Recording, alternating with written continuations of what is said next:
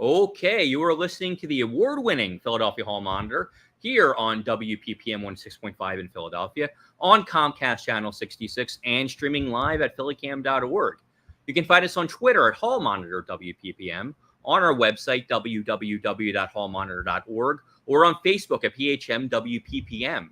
Tonight on the program, we'll be joined by Councilmember Jamie Gaudier, the Pew Charitable Trust Thomas Ginsburg, and we'll hear from members of Unite Here as they make preparations for their fall election operation. Denise, how are you tonight? I'm good. How are you? I'm doing very well, thank you. Besides the heat, which has been brutal, but there's going to be a little bit of a respite at the end of this week, it looks like.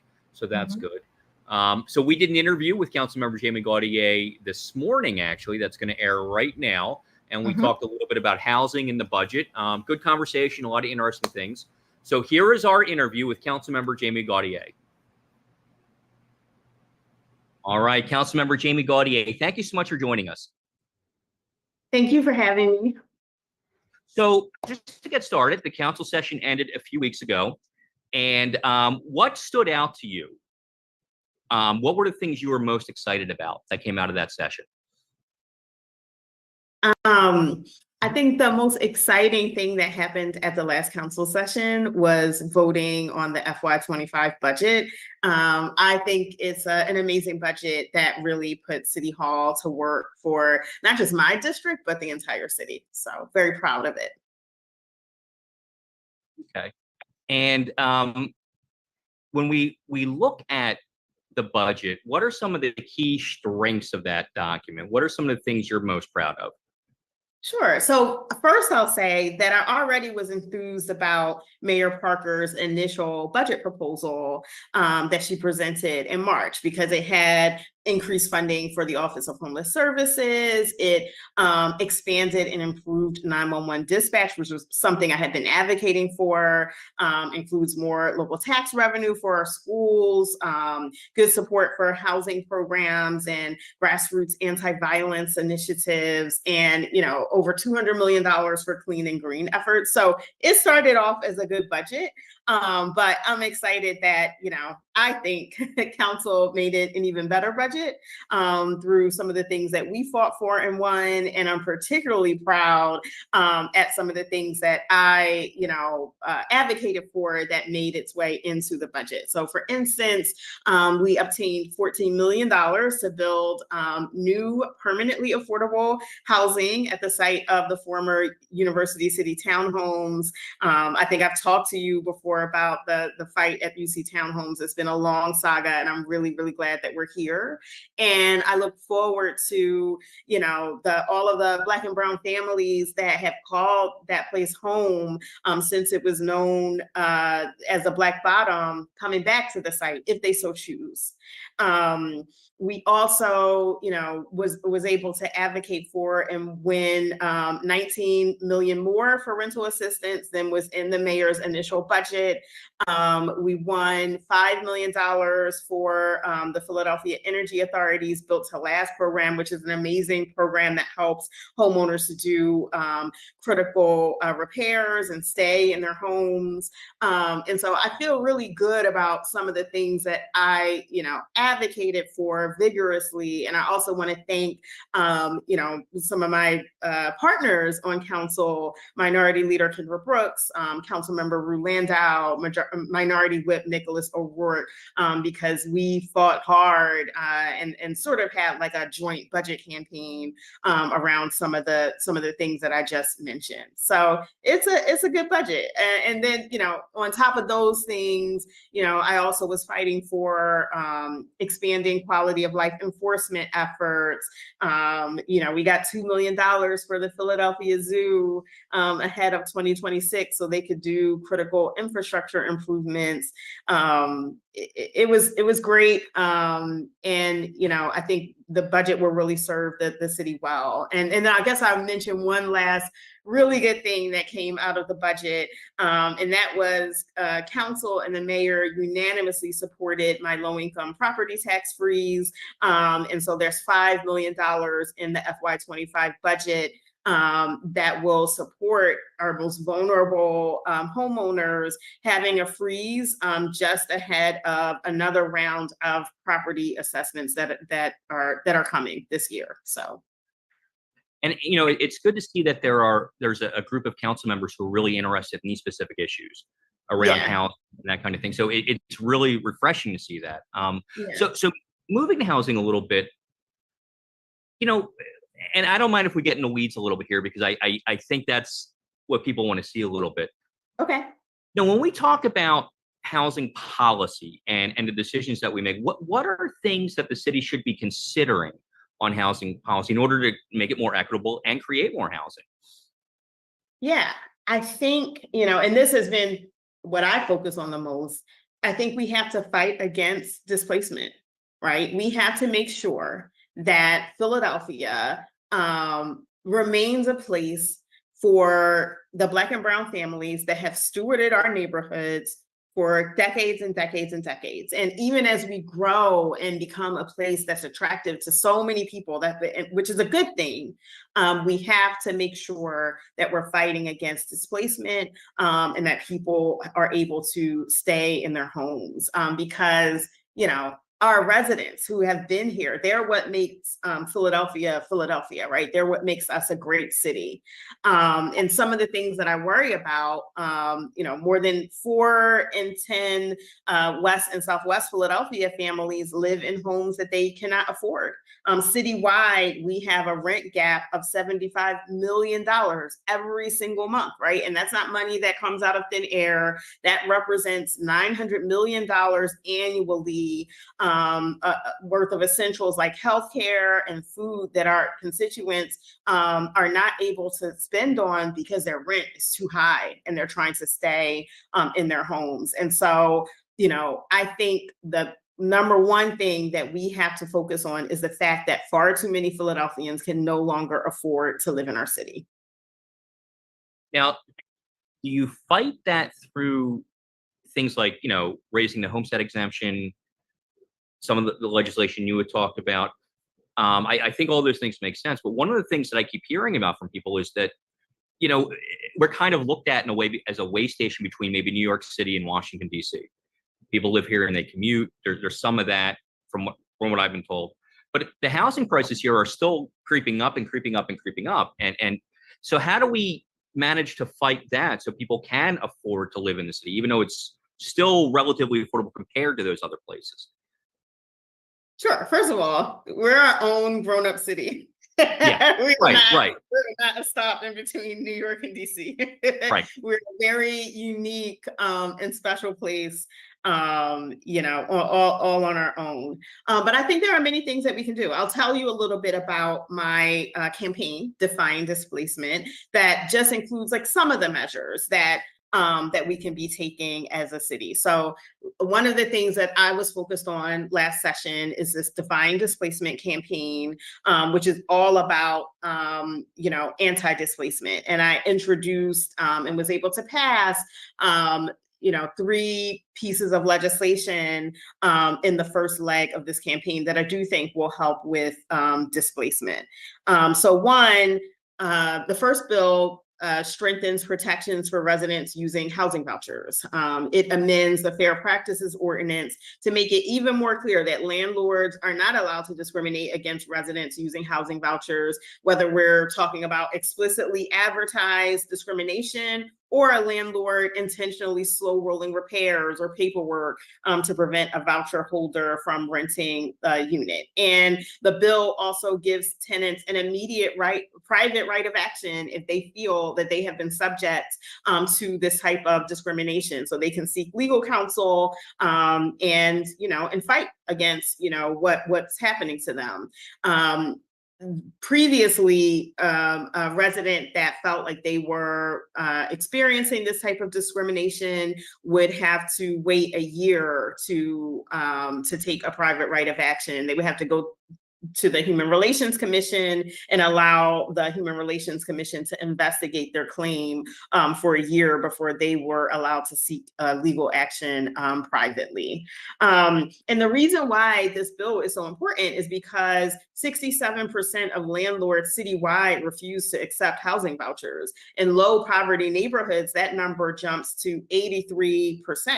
And discrimination against tenants using housing vouchers is so prevalent that many tenants have no choice but to give up their vouchers if they want to find a place to live. And that means that they are giving up hundreds of dollars in rental assistance every month that they're entitled to by law. And so I think this bill was very important to ensure that people using vouchers can rent all over our city, find housing in some of the most desirable neighborhoods of the city where they can connect to opportunity.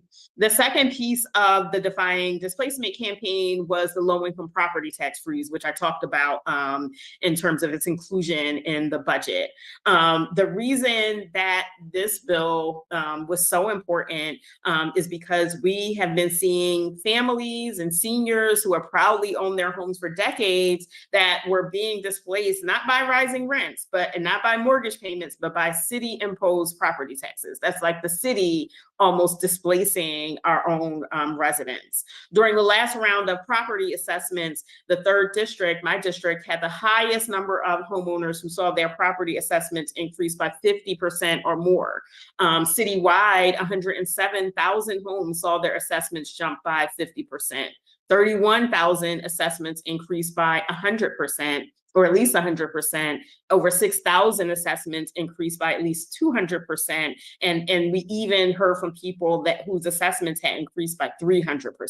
These sudden type of increases are far too much for the average Philadelphia household to bear. And, we can't lose sight of the fact that 2/3 of our most vulnerable low-income homeowners are Black and Hispanic.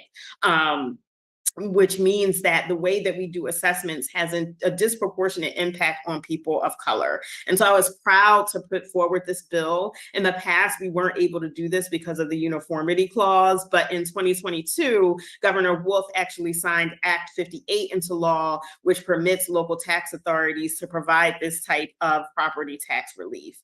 And so the law entitles homeowners within the eligible income range to receive essentially a freeze on their property tax on their property taxes at the current level, and that's going to happen ahead of the new round of assessment. So a very important piece of legislation. And then the last part of the Defying Displacement package deals with the Housing Trust Fund and how it operates. So currently our zoning code allows developers to build larger than their base zoning would otherwise permit if they either voluntarily add if they voluntarily add affordable housing units into their development, or if they make what's called a payment in lieu of affordable housing to the Housing Trust Fund. When it's described to community members and what was always intended in the code, it's described as developers making these payment in lieu payments to the Housing Trust Fund to offset the impact of high density, high price development in their communities. The truth of the matter is that those density bonus payments have never gone to the Housing Trust Fund. They've always gone to the city's general fund. And then there was a determination about how much, if any, would go to the actual Housing Trust Fund, which is the primary funding source locally for affordable housing programs and projects. So the fact that this money has never gone directly to the Housing Trust Fund means that neighborhoods where overscale development is happening have not been receiving the affordable housing benefits that they are entitled to. And we calculated that shortage to be about $34 million over the past several years that we could have been using for affordable housing. And so the final bill in phase 1 of the Defying Displacement campaign proposes a charter change where payments in lieu have to go directly into the Housing Trust Fund on top of any other money that we're putting into the fund. So in other words, if there are $5 million worth of density bonus payments in 2024 and the following fiscal year, we want to see that $5 million in the Housing Trust Fund to support affordable housing efforts. The other thing that this piece of legislation did was to demand that the density bonus money be spent in the community where it's generated. So previously, those density bonus payments will be made, it's not going to the Housing Trust Fund mostly, but even if it did, that money could be spent citywide, right? So I live in neighborhood A. I'm seeing a slew of high-priced developments. The developers saying they made a payment in lieu, but that money is being spent all over the city. So neighborhood A is not seeing the benefit of that density bonus money as was intended. And so the second thing that legislation does is to demand that the density bonus money is spent in the council district where it was generated. And so that's the first leg of the Defying Displacement campaign. All of the pieces of legislation passed through council. And I think these laws will be very meaningful in terms of protecting our most vulnerable residents, whether they're renters, low-income homeowners, and it also creates more resources for affordable housing in the communities where it's most needed. Right. I'd like to bring Denise Clay Murray here on Philadelphia Hall Monitor. Hi, thanks, Larry. And thank you for joining us, Councilmember Gaudier. We really appreciate it. Hi, Denise. How are you? I'm good. How are you? I'm doing well. Well, I over the weekend, I saw Senator Sharif Street. And one thing that he has been working on the state level that you managed to get successfully passed on the city level is some regulation over the landlord-tenant office. Mm-hmm. It's not really going that well on the state level for obvious reasons, but mm-hmm. I guess how does it feel to know that at least on the city level, if a landlord-tenant officer pulls out a gun on an evictee, there's got to be some regulation around it?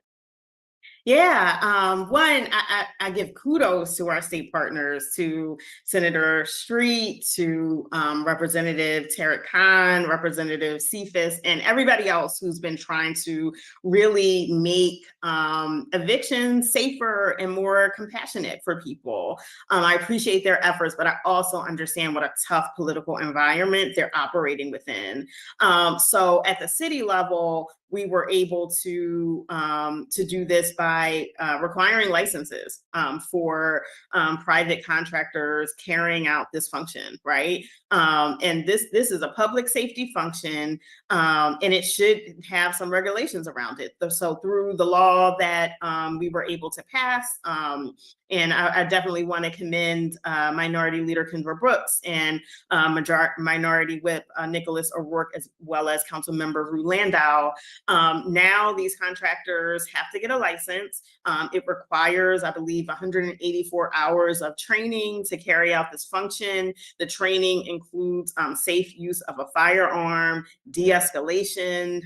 It includes sort of crisis management. And, the license can get revoked if these contractors are acting in an inappropriate way. So, evictions are traumatic. They should not be dangerous. And based on what we saw from the landlord-tenant office, which included 2 shootings of folks who were being evicted, we thought that this was really necessary, and I'm glad that we could bring it to fore. Now, we were talking about housing a little earlier in this conversation. One of the things that kind of stood out to me was the University City townhomes, or what used to be the University City townhomes. Originally in the budget, there was no funding provided for that project, but that funding has since been restored. Where does it stand now?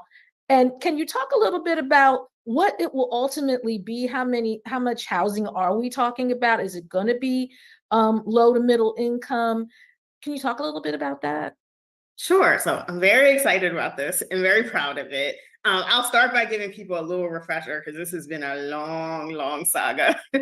So a couple years ago, the owner of the University City Townhomes, a company named IBID, gave notice that they would not be renewing their contract with HUD, which had kept that site affordable as low-income housing, and that they would be evicting all of the tenants, which included 70 families, some of whom had lived there for the entire 40 years that the townhomes have been in existence, many of whom have lived there for at least a decade. I objected to the way that this was happening. After unsuccessful negotiations with the owner, I put an overlay over the property, which prohibited from being demolished. That led the owner to sue me in federal court as an individual and as a council member, and to sue the city of Philadelphia. We battled in federal court for a year. The city was actually doing very well on that case, which incentivized the owner to settle with us. The settlement included $3.5 million for the 70 families. So every family received $50,000 on top of their moving expenses to resettle with dignity. And the settlement also included the city getting 20% of that site to own and to rebuild 70 new units of low-income housing. But we didn't have the money to build the housing, right? And so that's what the fight was about at the beginning of budget, because it wasn't originally included in the mayor's initial proposal. Through a lot of advocacy, led by myself and with the partnership of my allies in council, we were able, and with the leadership of the council president, we were able to change that dynamic and to get $14 million in the FY25 budget. And that money will be transferred to the housing authority to build low-income housing at the site. So I'm so excited about this. Now, will the people who had to leave University City Townhomes because of this contract, will they get first shot at that housing? Yes, they will get first shot and a right to return. And, it'll be up to them. Sometimes, it's hard for people to pick up and move their whole life. So I'm sure some people will want to come back and some people won't, but they will have the option. And one of the reasons why I think this is so important, even over and beyond the fact that these families deserve to be treated with dignity and they deserve justice, I think the other big point here is that we are not throwing people away in this city, right, in the name of profit. And we are not allowing our communities to be cordoned off just for people with a high level of income. University City is a place that's a economic engine for the region. The University City is a place where we're going to continue to make sure that there is affordable housing for working class families who want all the same amenities as anybody else. When they want access to transit, access to high quality healthcare, quality schools, parks, groceries, all the things, and economic opportunity and jobs. And so, in this district, I'm going to continue to insist that we have affordable housing in the most desirable areas of the district. Now, it's funny you mentioned parks, because a lot of the stuff that you've done since you've been on council has been about parks and spray parks and swimming pools and other things that, other amenities that, folks don't think about when we talk about city planning. Why was that particularly of interest to you? And is it something that your fellow district council members have asked you about? I think public spaces are like the lifeblood of our communities, right? They're places where people come together, have fun, connect to one another, recreate. They also are places where social justice and protests happen and people make their voices heard. And I think they're key to every successful and healthy neighborhood. That's why I fought so hard for it. So yesterday, I was just able to unveil to my community a brand new spray ground at the 48th and Woodland Playground. This was one of the first promises that I made to the community when I came into office. There was a really sad, broken little spray ground that existed there before. And the community have felt like this this site was ignored, right? So it was important for them to get the attention that they deserved. And we were just able to cut a ribbon on it yesterday, and it's beautiful. And, I paid for, that money came from, my discretionary capital funds, which I spend as soon as I get it, because I care about this issue so much, and there's so many spaces deserving of investment. Another big issue for me was the Sayre Pool. I fought for, I believe, 2 years to finally get the school district to agree to put $11 million into renovating and reopening that site, which is an Olympic-sized indoor, swimming pool. And I also raised $3 million on the city side to invest in the site. I do not believe we're in a time where we're constantly talking about youth violence. We're constantly talking about, what's going on with our young people. It is unconscionable for us not to be investing in public spaces where youth can do things that are fun and safe and that keeps them out of the path of violence. So I think investing in these assets is important for a variety of reasons, including public safety and overall community health. And I think public spaces are a fan favorite on council. So I can't say that anybody has, the only thing that people have consulted me about was how I won the Sayre Pool. Because I do think that one was a model, right, for how we reopened shuttered school district pools in particular across the city. Okay. Well, thank you so much for your time. And I'm going to give you back to Larry McGlynn, my co-host. And you're listening to Philadelphia Hall Monitor on WPPM 106.5. Thank you. All right. Thank you, Denise. And council member, before we let you go, we're talking about the property taxes and things like that. We're still lagging a little bit with that information as to what these reassessments are going to look like. But can you, if people have concerns or questions or want to know more about these programs, where should they go? They should go to the Office of Property Assessments or the Department of Revenue to ask questions about the process or the assessments and kind of what's going on with them, or property tax relief. And they can find those agencies at phila.gov, phila.gov. Okay. Well, Councilmember Jamie Gaudier, thank you so much for joining us. Thank you for having me. All right. We'd like to thank Councilmember Jamie Gaudier for joining us on the program. Before we move on, recently there was some sad news. Former City Council member Donna Reed Miller passed away. Mm-hmm.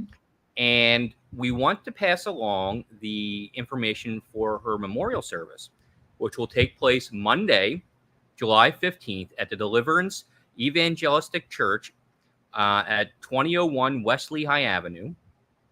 The wake will be held at 9 a.m. and services will follow at 11 a.m. So we extend our condolences to all friends and family and all those who knew former council member Donna Reed Miller.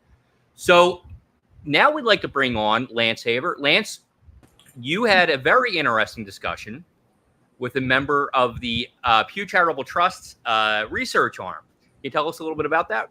Sure. As I think our viewers and our subscribers know, the city has a tax review commission that is operating, that's looking at the tax structure, the business tax structure in the city of Philadelphia. And we were fortunate enough to get on someone who had prepared the study for the Pew Charitable Trust that has been looking at this issue over the last few years. And I thought the interview was incredibly important because it doesn't make any sense to me to look at the taxes without understanding who pays them, who doesn't, what the exemptions are, what the exemptions aren't, and what the actual rate that people pay is. And so the interview goes over all those points, and I hope our viewers have a look at it. And when they have an opportunity to comment and send their suggestions to the Tax Review Commission, they do it understanding that 75% of the businesses in Philadelphia don't pay the business taxes. The average business tax is below $1,400 a year. The average net income tax is below $360 a year. And there are 278 zones, tax-free zones, sometimes called Keystone Opportunity Zones. And the most surprising fact out of the interview is City of Philadelphia has a great program, a Fresh Start program. Anybody starting a business in Philadelphia pays no business taxes for 2 years, and yet there are thousands of businesses that open and are not told about these programs. So if we can, let's run the interview. Again, I'm very fortunate to have someone on from the Pew Charitable Trust.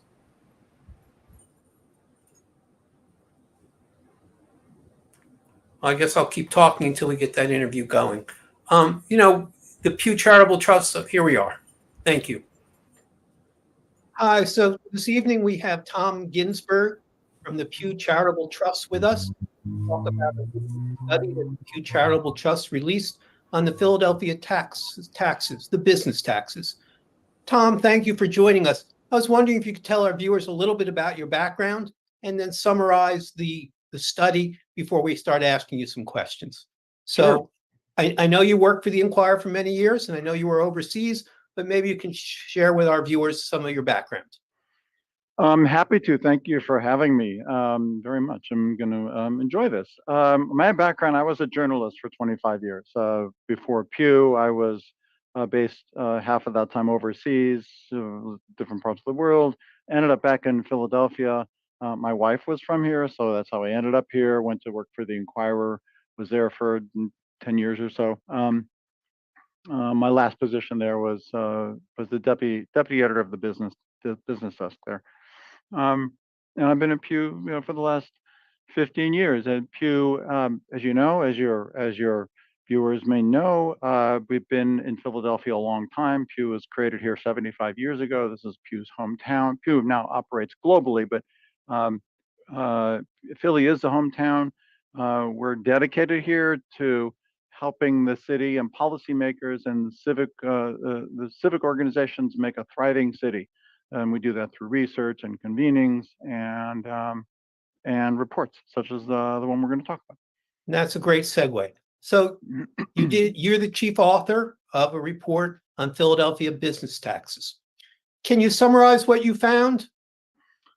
Yeah, so we looked at two of the city's business taxes and their associated exemptions that they come with. Actually, there are three taxes. If you count one of them as the business income and receipts tax, has two prongs of it. And the net profits tax, which is the second one. We did not look, this is very important, we did not look at other local taxes or state taxes that are levied on businesses. That would include the commercial property tax. It would include the use and occupancy tax, which is a different kind of property tax. We don't look at state corporate tax, federal tax, that sort of thing. So overall, what we found, and we did this as a kind of analysis where you look at tax burden. That is, what are the business taxpayers feeling from the taxes? How does it impact them, weigh on their profits, their net income?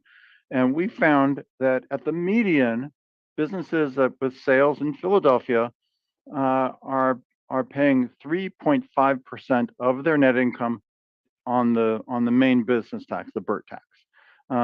That means that the BERT is essentially consuming 3.5% of their net income year to year. We looked at 4 years, by the way, 2017, 18, 19, and 21. Those are the years we had available.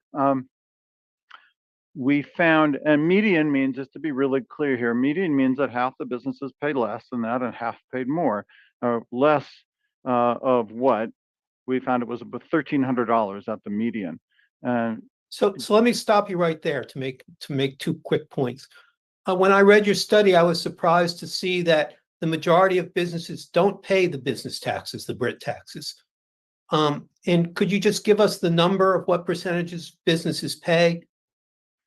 Yeah, so that let me explain the reason why they don't pay. We found that over those 4 years, we looked at an average of about 3/4 of businesses that are registered in the city, registered on the tax rolls in Philadelphia, don't pay because they don't make more than $100,000 in gross sales. That is the legal exemption for being taxable in business income in Philadelphia. And that many businesses, it was around about 65, 75,000 businesses a year are completely exempt from the BERT. They might pay the other tax, the net profits tax, but the BERT tax. And to be really clear, to 100,000, in business terms is a really small amount. These are very small, in many cases, zero gross sales. A lot of those businesses, we couldn't get a lot of clarity from the tax returns, but a lot of them look like they're real estate holding entities. They're just holding a piece of real estate that don't have any income. They're just to hold it. Uh, some may have been startups. Some may have been small neighborhood corridor businesses. Most of them were sole proprietorships, which just means there's one owner whose sole income comes from that business. So these are very small. And you said that the median business tax paid, and this is again for the Brit, and just to make it easier for our viewers to understand, the Brit is really a combination of two taxes. Is that correct?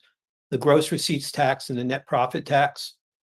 Yeah, yeah, exactly. So the gross receipts is if you're a business owner or a seller and you sell something, the money you get for that sale is your sale. That's your gross receipts. That's one part of that tax, the BERT tax. The other part is what you have left over after you take out some of your expenses, not all of them, some of your direct expenses, your payroll, material costs, things like that. That's your profit or net income. And that's subject to the other part of the BERT tax. And the gross receipts tax is only on goods sold in Philadelphia. Is that correct? Yeah, under the city and state law, it's very clear. In fact, sometimes this is a subject of litigation. What exactly defines a Philadelphia location or a Philadelphia sourced sale and what's taxable or not? And we talk about that in the report. And the net profits portion of the Brit tax, is that limited to profit made in Philadelphia? It is. So Or if you live in Philadelphia and you've made your profit or your net income somewhere else, you're also taxable because you live in Philadelphia. It's one of those things. Now, to be very clear, the BERT covers all business types. The other one is the net profits tax.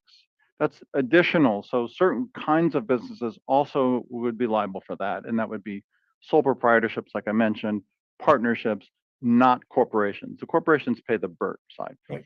So I'm happy to ask more questions about the second tax, but I want to go back to the Brit. You said the median taxable amount was under $1,400 a year. Is that correct? Yeah, and that was average over those 4 years. That was $1,315. Now, was that median arrived at factoring in all the 75% of the business that pay zero, or was it arrived at by the businesses that pay something? Those are just the ones that paid something. The ones that the 3/4 that don't pay, don't pay. They don't count. Right. So if we actually added that to the median amount, that number would be well below $1,000 then. Yeah, I'm not sure I follow that. The median is the midpoint. So that means that we found that about 36,000 businesses are paying BERT, are liable to it. That's out of all business. All 30,000 businesses in the city, about 36,000 of them actually are liable for BERT because they make more than 100,000 in gross. The median of those companies is what we're talking about now, the $1,300. And just to be clear too, 1,300 is the midpoint. So there'll an equal number pay less than 13 or zero, and an equal number pay more than 1,300 a year. And we found over 50 or 60 businesses paying more than $1 million a year in BERT taxes. Right. So how do the Keystone Opportunity Zones and the 287 locations like the Keystone Opportunity Zone where no business taxes are owed, how did you factor those into these numbers? Well, we looked at that exemption, the BERT. It's like the Keystone Opportunity Zone is a state-approved, state-designated program, and it tends to be businesses that are located there. Well, they must be located in a physical geography, like you said, 280 or 290 of them around the city locations. Those locations are chosen because that area has to be designated as abandoned, unused, or underutilized under state law, under the state code. just to be clear what that is. We didn't do a lot of analysis of the KOZ itself. It wasn't part of this research. We have looked at KOZ in other research we've done, and we have found that Philadelphia over the years has enacted a couple of dozen exemptions for businesses. Most of those are very targeted. You have to have a certain kind of business activity or a certain location to get those. A few of them are not. One of the most widely used, in fact, universally used one, is the $100,000 gross receipts exemption exclusion that applies to all businesses, and that overwhelmingly has consequential for smallest businesses. They benefit the most from that, including that 3/4 that don't pay any BERT at all. The KOZ itself, we looked at businesses that are typically located there using the tax returns that we had, and we found that for those located in the KOZ zone, their tax burden was about a 0.5 percentage point lower than the companies, similar kinds of companies that were not located in the KOZ zone. Now, a 0.5 percentage point in tax burden wasn't very much. We point out that the KOZ exempts businesses from state tax also, from property tax, from the other taxes that we did not look at with this report.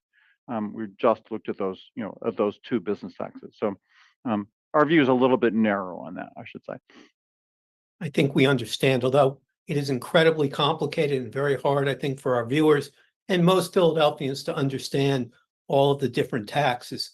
So I'm going to ask you to help understand the second tax that the trusts looked at and that your study included, and that's the net profit taxes. So to try and explain it, and if you could correct me if I'm wrong, businesses that are organized as businesses, sometimes called the Chapter C businesses, they pay the BRIT and they don't pay the net profit taxes. Businesses that are operating maybe as partnerships or owned by one person or are what are called limited liability companies, they pay the net profit taxes. If I could just clarify one thing about that, it's sort of true. So all businesses are subject to the BERT, the business income receipts tax. That's the main one.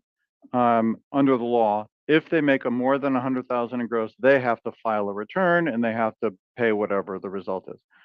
On top of that, sole proprietors of small ones, partnerships, unincorporated businesses also have to pay or file the net profits tax. The rate is less, it's different, there are different exemptions on it. It ends up actually collecting a lot less money, that net profits tax.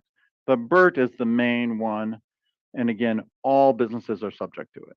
And what's the median amount paid for the net profit tax? The net profit tax came to $360 a year at the median. That tax rate is the same as the wage tax, actually. It's set the same way, and it applies to resident, non-resident the same way. One of the main differences, though, is that the net profits tax hits many more businesses than the BERT does.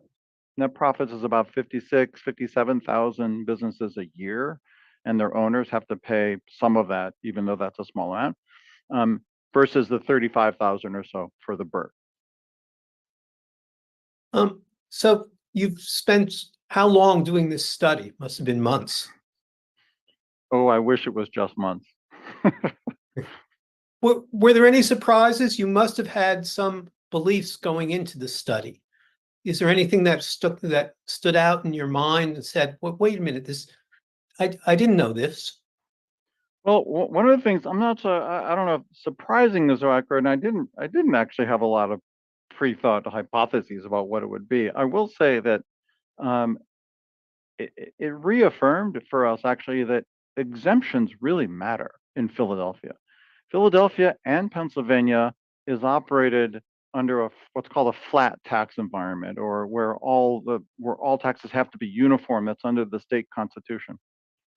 In a flat tax environment, it can tend to be a regressive system. That is, that the tax burden goes up when your income goes down, actually, opposite of what you might think. So for the federal system, actually. Philadelphia and Pennsylvania is usually a regressive system.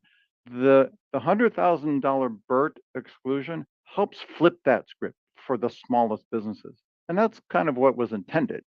Uh, these businesses can be any kind.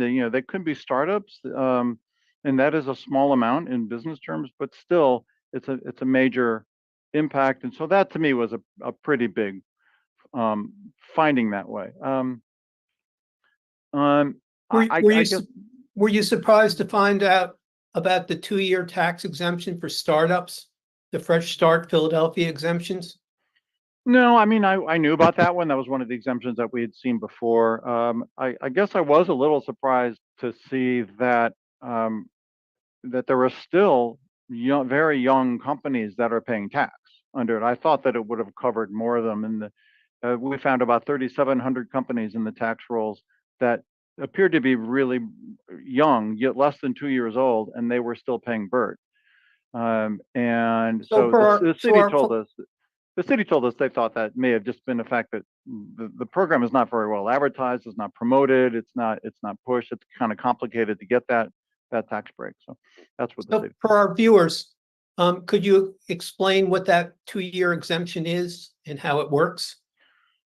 If you can show that you are less than 2 years old, that you were a company that was formed less than 2 years before and had not been paying tax under any kind of other registration or business, and that you are operating, that you're located in the city, you would be, and there are some other criteria there, that you can be exempt from all city taxes, not just BERT.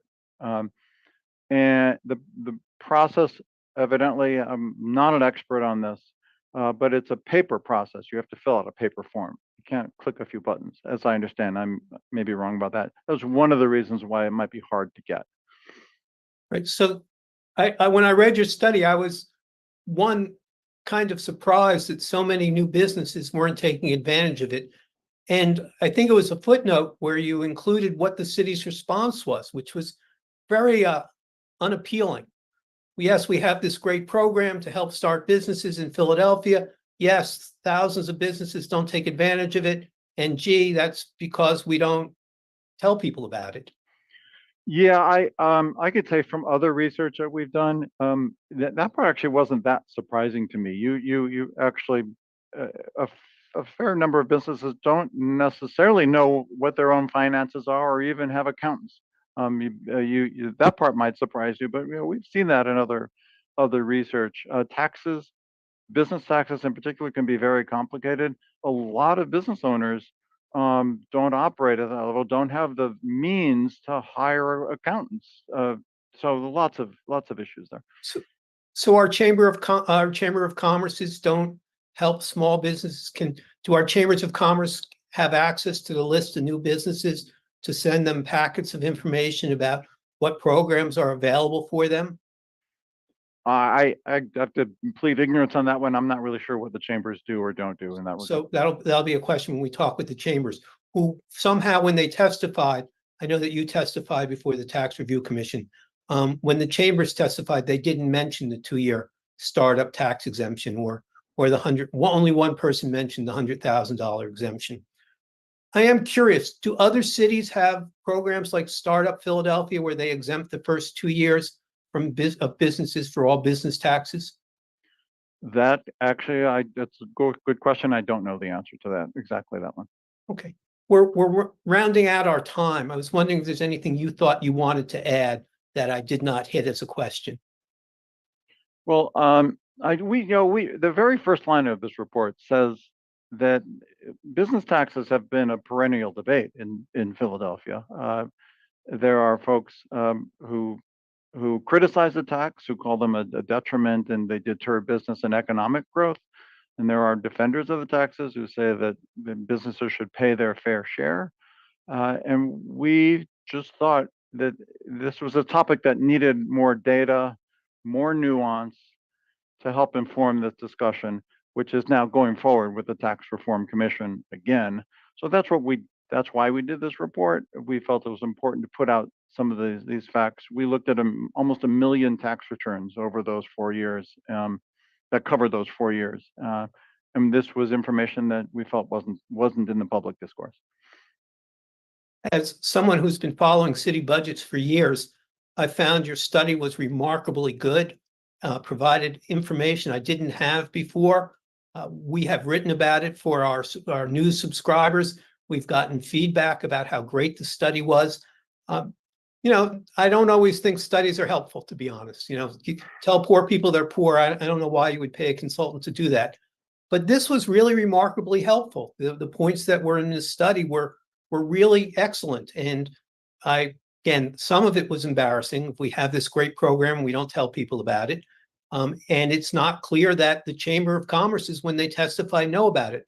We did use your chart to show people that different types of businesses pay taxes at different rates, which again was something that I was unaware of. I thought because of the uniformity clause, every business had to pay the same taxes. I was somewhat surprised to see down at the bottom was the real estate developers paying one among the lowest business tax rates. And as you point out, there are other taxes that they may be paying, but they are among the loudest complainers of business taxes and way down on the list of the people who are paying the rates. Yeah, so let me just make one point of clarification. I really appreciate that. That was kind of you to say all that. This entire report, it doesn't look at tax rates like I think you're thinking. We look at what's called the effective rate. That is the result of what the rate is that the city has imposed on a business. This is the rate that it feels like to the business taxpayers after you factor in their income and their profit. That's why some of these businesses, in fact, all of them, can have different rates because, in fact, they do all pay the same rate, but because their incomes are different and their operations are different and their customer base, all that's different. That means that's why there are different rates all over the place. And that last category, real estate and rental and leasing, is the category. That's the technical category. That includes many more than developers. That is actually a lot of small-time property owners. That category covers a lot more. So just to be clear for that. Well, thank you. Again, I thank you for your time. I hope that we will continue to talk about these issues. I am hoping that the Pew Charitable Trust will make it clear what they believe would be helpful to the Tax Review Commission. I did notice that when you testified, you did not make any recommendations, and I will not put you on the spot and ask for your recommendations this evening. But I am hoping that as you go back and talk with your fellow researchers, that you think about how helpful it would be for you to make recommendations, whether those recommendations are more targeted tax breaks in this area or in that area. I mean, again, you have made it very clear, I think, to us, to our viewers, and to the people who read our information, that the city has a number of targeted tax cuts and that they make a tremendous difference. Whether they make the difference we want or not is a secondary question, but we have an effective tool, and the question is, what will we use it to do? So again, thank you very much. And please thank all the people at the Pew Charitable Trust. This information should change the topic of conversation going forward as to what do we do about our tax burden. Thank you, Lance. Thank you very much. All right. We would like to thank Mr. Ginsburg for being with us on the show. Lance, thank you so much for that interview. And there's going to be a lot more to talk about as we get into the fall and we see what's going to happen with this tax reform commission. And I am curious, again, whether anyone else will pick up on, we have these great programs and we know the businesses aren't taking advantage of it. And we say that's because the city can't tell people about it. Right. I don't know how much more we can be shamed. All right. So now, with the remaining time, we'd like to play for you a short interview we did with Unite Here, discussing their fall plans for canvassing Philadelphia. Thank you so much for joining us. Thank you. Glad to be here. So the first thing I'd like to talk about, before we get into what you're working on and what some of the key issues are, tell us a little bit about Unite Here. Who are the people that are represented? All right, so the people that are represented in Unite Here are hotels, stadiums, people who work for all three of our stadiums, which is the Lincoln Financial, Wells Fargo, and also Citizens Bank Park. Hotels, as in the Hilton, and the casinos also. Okay. And what are some of the now you're doing some canvassing right now. Tell us a little bit about the work you're doing, knocking on doors and how that's going.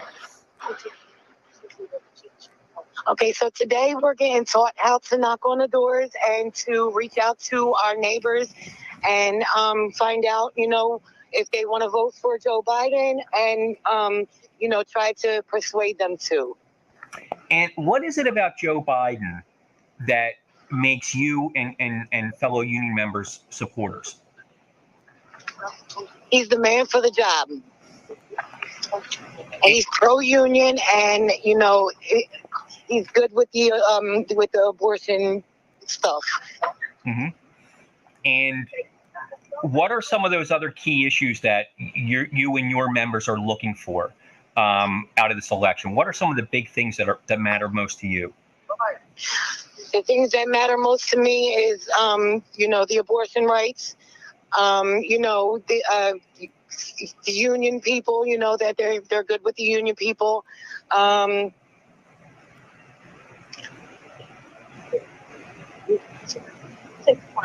Okay.